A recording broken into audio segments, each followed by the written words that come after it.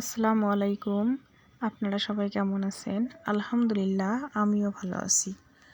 আজ আমি আপনাদের সামনে আবার একটা রেসিপি নিয়ে হাজির হইলাম। আজকে আমি মাছ ভুনা করব।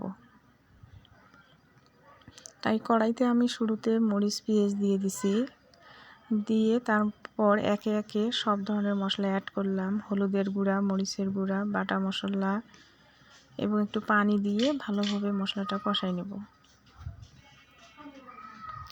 আমার মশলা কষা প্রায় হয়ে গেছে, কারণ মশলা কষা থেকে দেখেন সুন্দরভাবে তেল ভেসে উঠেছে। এই পর্বে আমি মাছ অ্যাড করব। আমি মাছগুলো আগেভাবে পরিষ্কার করে ধুয়ে রেখেছিলাম, এখন সেগুলো দিয়ে দিলাম। এখানে ভালোভাবে উল্টায় পাল্টায় আমি কষাই নেব। দেখেন আমার মাছটা এখানে কষা প্রায় শেষের দিকে। এ পর্বে আমি একটু পানি অ্যাড করে দিয়ে আবারও চুলা হাই হিটে রেখে একটু রান্না করব। রান্না প্রায় শেষের দিকে।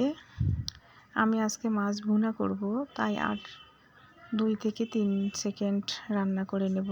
দেখেন আমার রান্না হয়ে গেছে। ফাইনাল লুক আমার রান্নার এরকম এসেছে। আমার রান্নাটি কেমন হলো একটু কমেন্ট করে জানাবেন। আল্লাহ হাফেজ।